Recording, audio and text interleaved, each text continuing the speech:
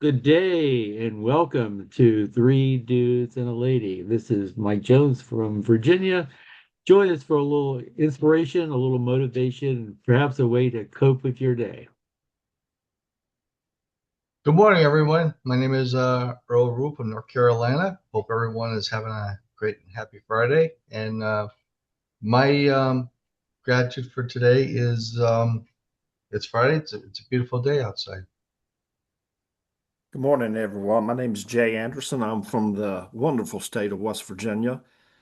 My gratitude for the day is we're expecting 4 to 8 inches of snow today, and I love it.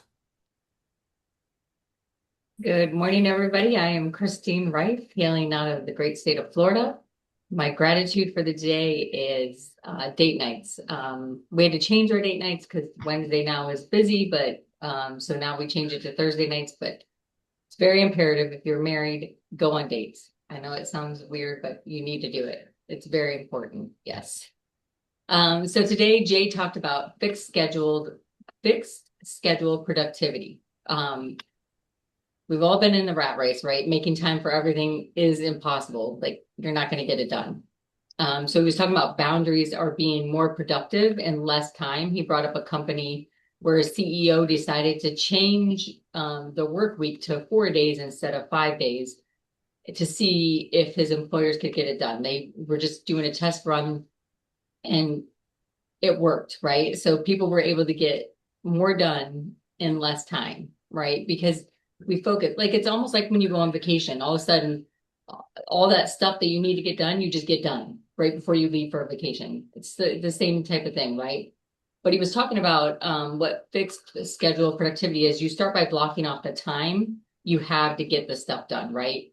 Then you add in all you have to get done, right? So it's like time blocks. And if he brought up Cal Newport, the 12-week year does it as well, but and you need to put a time limit. Like, have you ever been in a situation where you are trying to figure out what you're gonna have for dinner, right? And you could spend hours trying to scroll to find recipes or whatever. But he was talking about maybe putting a time limit on if I don't find a recipe in the next 5 minutes, I'm gonna eat a salad, right? Trying to figure out what your rules of engagement are there because we can't do it all, right? So first we need to focus on the time and then the task that we have to do, right? We can make sure we have enough, that way we can make sure we have enough time for what matters most. I am in the camp of I schedule everything out on Saturdays. I spend 3 to 4 hours going over my prior week, everything that I've done, whatever I didn't get done, and then I schedule a menu. Like I schedule a menu for the week so I don't have to worry about it on the day, right? 30 minutes before dinner's gonna be ready to cook. I don't want a kid coming up to me asking me what we're having for dinner. That's one less decision I have to make during the day, right? So it's already made, groceries are already bought for those meals, like everything's planned out. It works for me and my family. And we have a little a whiteboard that says the right family on it. It has each day of the week, and on there is a menu. So the kids, anybody in the house can go there and look, and that's what we're gonna have for dinner. So we don't have to plan it, right? I don't have to try to figure it out last minute. What are you guys' thoughts? I know we talk about this a lot, but Boy, we do. Mhm. Yeah. Listen, we talk about time blocking all the time, and I am here to tell you I suck at it. Hey, man. I think it depends on your voice. Okay, the Giant Five Voices, if you haven't heard of them, it's a free assessment. You can go and watch all the videos. It's on gianttv.com. I think that's it, or just Google Giant TV. But Yes. yeah, so our voices are all different in how we react to things. Like I am a scheduler. Jay is not. His voice is not meant for that at all. Well, I will say this. I'm good to a certain point, and then and that part simply is this. I do fill my calendar up. I actually time block the calendar. Um, but then it kind of gets lost in translation. And I say this because let's go back to what you said real quick, Christine, is You go ahead and plan the menu for the week. Okay. Normally, when people do not do that, how much time in thought gets lost in trying to decide what you're going to do? Okay. Well, not only that, but think about how bad you eat when that happens, or the decisions you have to make. That's Right? We get decision fatigue throughout the day, guys. Like we do. Uh, absolutely.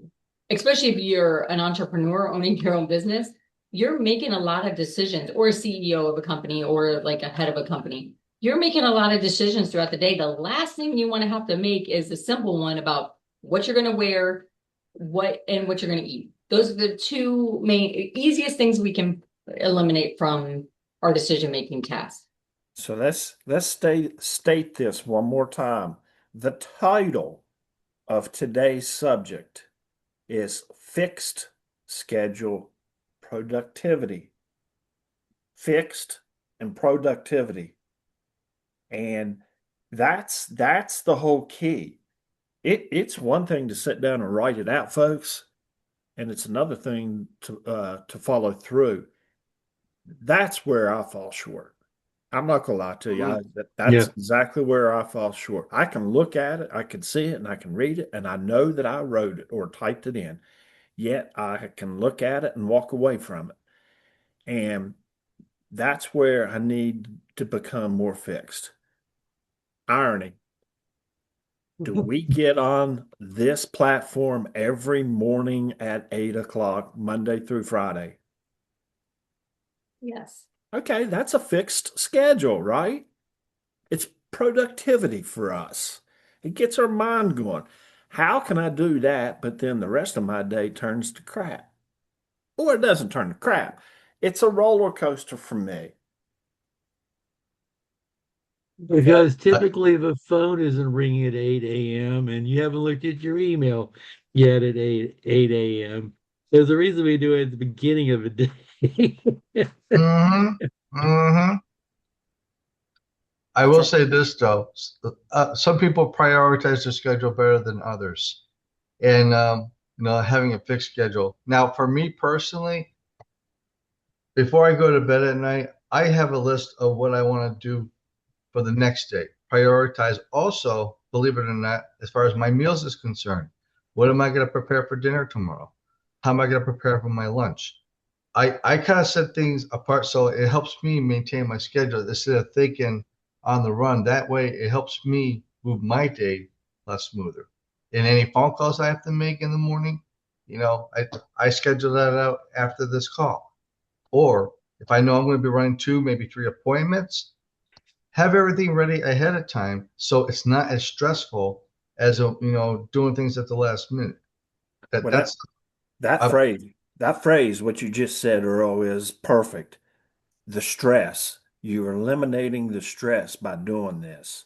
that's right, because I'm kind of ironing things out, for lack of a better term.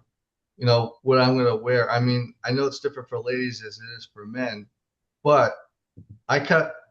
I know what days I'm going to do my laundry, and yeah, but when you're watching this, everybody has different schedules. Everyone has different priorities. But the thing is, to take the stress out, don't be afraid to try to plan ahead a little bit of the things that are important. Like if you're working from home, try to set a prior, time. If you can time block it, if you're able to time block it, perfect. In that time block, find what it is that's important and stick to it. Don't let any other thing distract you if you can avoid that, and then just move forward. Yeah.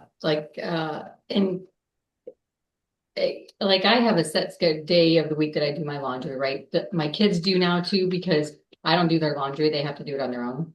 We all work, my husband and I both work from home. I homeschool kids. They're old enough now they can do their own laundry, right? I don't have to clean up after them anymore. I don't have to do their laundry. But that was something that we made a decision on. I let the kids pick their chores and they're in charge of their chores, right? So they picked that way. It wasn't something that I told them they had to do, right? It was something they picked. These are the chores that we have in this household. These are the days they get done. These are the times. Which ones do you want to pick? Right. Nice. Nice. Well played. It takes the burden off of a mom, right? Or a dad. Yes. You know, Right, exactly. and it gives them accountability and it gives them um not I wouldn't say purpose because it's not their purpose to feed our dogs, right? Well, it gives them life lesson skills. Yeah. When they leave the nest, they can still survive because they know how to do these things. Oh, for sure. Yeah, because like imagine how many kids out there that don't do their own laundry and have no clue how to do it when they leave a house. I had to do my own. When I was in high school, I played sports, and mom just flat out said, "Look, it's going to be up to you to keep your workout clothes clean. It's not up to me." And she said, "I'll put it to you this way: if you think I'm going to do it, you're going to smell from day to day to day because I'm not cleaning your sweaty stuff." And I Wasn't think in her schedule. that's exactly right. That's exactly right. And I tell you, the scheduling, it's funny because I do suck at it, but I do try. I do. My time blocks are in colors. They have very specific meanings to me. Uh, I remember the first time I went to a conference, a small conference for us we did down in Charlotte for life insurance agents under Brad. Uh, I was sitting near Javon and he had his laptop up and I mean he was just going away and I looked over and I see all these callers going across his screen. And I couldn't read the content and I wasn't trying to be nosy, but I thought, whoa, what are all these callers? I had never heard of time blocking before. I had never heard of fixing your schedule. I was one when I was in the car business, I had a list and it's like I crammed everything in. You should have like 1 to 10 and what is most important at the top and just slowly work your way through it. I thought you had to do it all at one time. My mind exploded because I couldn't figure out, well, which one do I do first? And this time blocking is absolutely a wonderful way of, and I go back to Earl, de-stressing your life. Mhm. And if you do have a hiccup and you have to deviate, when you come back, you can look at your schedule and pick up where you left off. You don't have to sit there and think another 30 minutes. Well, what do I do now? And Jay, I just want to bring this up for those watching that I don't want to say if they multitask or they have a hard time with prioritizing what's in front of them.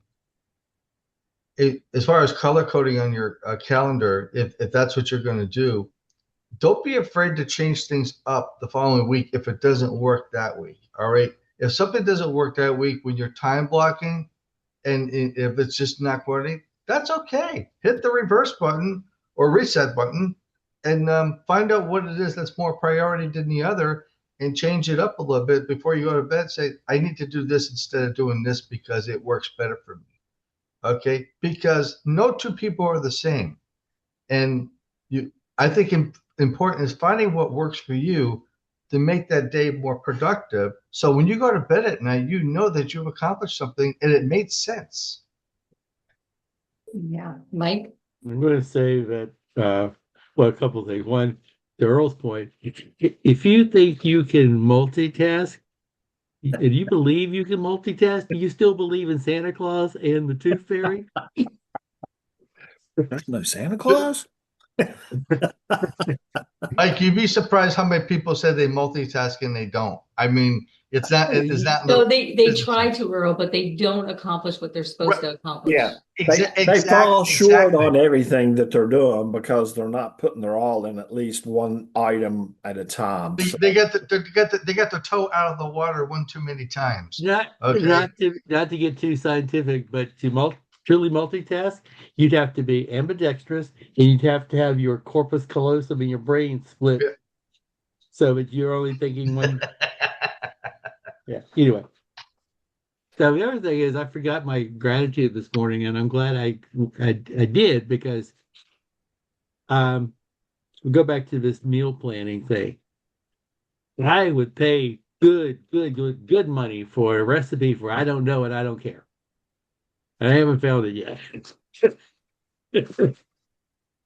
I don't But know. my I don't gratitude care. was I you guys know my wife babysits a couple of days a week. She left yesterday afternoon to go to my daughter's house. So I'm normally alone on sometimes Wednesdays and Thursday nights. So my Rotarian friend invited me to dinner at her retirement home. So one, I didn't have to plan a meal. Two, when you get the menu, you only have like five choices Yeah. Yeah. because It's sometimes not like they give you the range that exactly. So sometimes I'm sitting at a restaurant with a menu in my hand, and I still don't know and don't care. uh, uh listen, Mike, I'm with you there because I do not shop. I'm just going to come clean with you guys. I do not shop. If I need something, I know what I need. I know where I need to go. I go straight to the item. I do not just dick around and start looking and go off the beaten path. It's not me. It's not for me. We talked the other day about going to events and sometimes being stressed before you go to an event. Don't ask me why. Shopping does that to me. So when I go to a restaurant and it's a 5 pager for the menu, You're asking the really, waitress what she would order. guys, you should try that. Didn't you? Don't you do that? You should surprise me. Surprise me. And I tell you what, you will get the best meal every restaurant serves if you try that. Have you guys tried it yet? Because I know I brought this up to you guys a while back. I almost did the other day. I was so close, so close. And I didn't because I couldn't make up my mind between like three different things. This was last week on date night that I was If gonna do you're it. if you are a picky eater, this is not for you. I'm just telling you up front. If you're not a picky eater, and if it is that you're allergic to a food or whatever, tell the waiter or waitress, surprise me. I'm allergic to onions and mushrooms. Guys, in real life, I am allergic to onions and mushrooms. Okay? Don't know why, just am. If it is that you get me meat, please make it at the very least medium rare. I've done this over 30 years and I have never, not one single time have I ever had a bad meal. Because generally, that person takes it upon themselves to find the best thing out there because they're there to try to please you. They want a tip, obviously, and they try to please you. Now, I say this with all tenderness and love. Be careful if you're going to a high dollar steakhouse. I don't need to go any further with that comment, okay? Just be careful. If you go into that, you might pick and choose simply because of the price of your meal. But you still have an immaculate meal. Off the subject, useless information, shame on me. Sorry. That's Well, what did we it do. get rid of? Oh, go ahead, Mike. Sorry. No, I said useless information. That's what we do. That's What Well, are our specialties? it gets rid of the decision fatigue, right? It's yeah, one of those things where it's one less decision that we're making, like correct.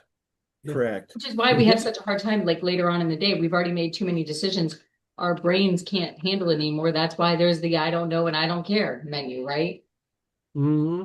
And on I that remember. sub and on that subject, Christine, you just brought up something that was very important. A lot of times in our mornings, when we're filled with phone calls, you know, appointments, whatever it is. I mean, if we're rock solid in the morning, as far as booking that time, by the time lunchtime comes, half of you is already exhausted, need something to eat, and then afterwards you feel like take a break. You need that time block for yourself. Go out and take a walk, listen to some music, or go to the gym. Find what works for you. Because if you divide your day up the proper way, make sure you got that energy that there's something else important during the day that's going to be important. time block it, make sure that you have me time, because a 10-15 minute recharge on yourself can make all the difference in the world instead of burning yourself out through the day. If it resonates, because that's important. You know, if you don't schedule things out, if you don't put a fixed schedule there, how many of us have gone through a day and that evening you've gotten around family, whether it's spouse, kids, whatever, and they ask how your day went? How many times have you made the comment in your life, you know, I worked my ass off and I don't feel like I accomplished anything? Absolutely, all the time, right? Yes. And you're Yeah. sitting there and you make that comment. Now, if you have this time block scheduling, at least it gives you a flow. But do we not all in the perfect world, do we not all want our days to go smooth from start to Mhm. finish? Absolutely. I think so. Real life happens within those time frames, and we know that. But what is a mechanism that can make it smooth from morning to evening? And it is this very subject, fixed schedule productivity. The other thing, Jay, is sometimes when you're asked that question, how was your day? You're thinking about results and not activities. So I Like, I can have a good day of dialing and get, 90, 100 dials in and not set a darn appointment. So right, But did you accomplish what you set out to accomplish that day, right? If your goal was 90 dials, and let's say you did 91, right? The theory of one yeah, more. you How are you still feeling? You're feeling accomplished. Or you should right. feel accomplished, right? Instead of focusing on the Exactly. results, focus on the activity. Because we don't know what the results are going to bear, right? We have no idea. If we're no, picking up the phone, we have no, no clue what that time that we allotted to dialing is going to produce, right? All we know is that we told ourselves that we're going to make 90 dials. And if we Mhm. make those 90 dials, whether we book appointments or not, it should not matter, right? We should feel fulfilled by making the 90 dials. But most of the time, we don't because we're too focused on the results and we didn't get an appointment. That's right. And I think that's been said too many, or not too many. There's so many times at our previous meetings that the your dial time is your dial time. And Christine, you nailed it right on the head. I don't care if you have booked 2, 3, 4, or 0 appointments. What you did, that is, it's part of your business. It's part of making those phone calls, because you don't know what's on the other side of that fence. All right. So it's putting that, because if you don't put in that activity, what kind of a business do you have? You So don't have a business. that's right, exactly. It's part of the business. Mike, you nailed it. So it's imperative that you put in that activity, whether you get the results or not. If you don't get the results, you just have to hit the reset button again and just say, okay, now I got to reanalyze what I did. Did I do something wrong? If not, just tomorrow's another day, or put it off till later. I encourage all of us. Well, now some people are already pretty well defined on their schedule. Christine, I think you're one of those people. Earl, I think you are someone that, some of us need structure, okay? I have a hard time with structure. Boundaries, they make me breathe tight. So this is where differences come into play here with all of us. And it's not that I free willy just go about my day. Not the case. I do try to go by my schedule. It's just, and it's not that I squirrel, but well, hell, maybe I do squirrel. Maybe I need to rethink that. Maybe I squirrel more than I realize. And maybe this is coming to light right now. So And think about it, like Jay, what you just said, like we all have different personalities, right? I am very, very schedule oriented. My youngest daughter and my husband are not, right? I always thought my daughter was, but she's like, no, if I have to have it scheduled, I'm not going to do it. It's just the way she is, right? For her, in her mind, scheduling means like if it's in my schedule, it means that I am like, I have to do that at that time. And she does not want that boundary, Yeah. right?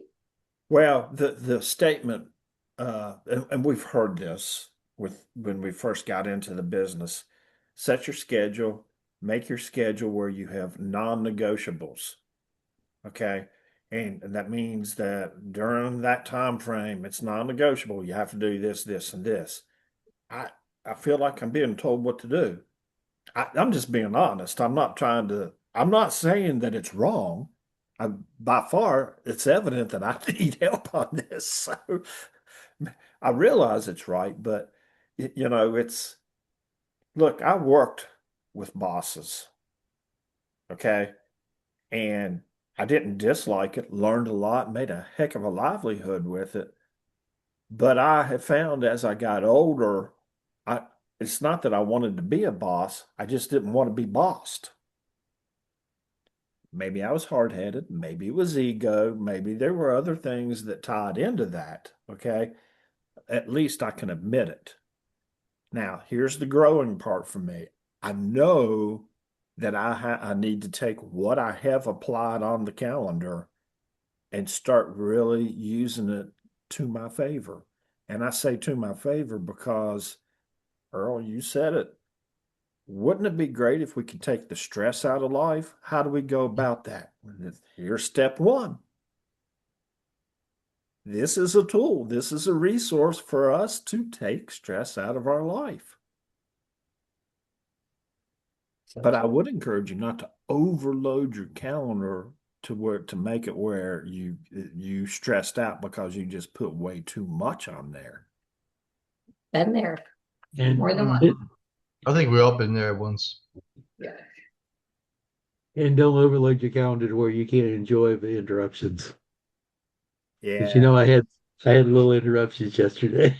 But it's the interruptions that I love. And I guess maybe that's why I don't care for boundaries as much as it's the interruptions that I get culturalized. I learn lessons. I thrive in that, but I don't know.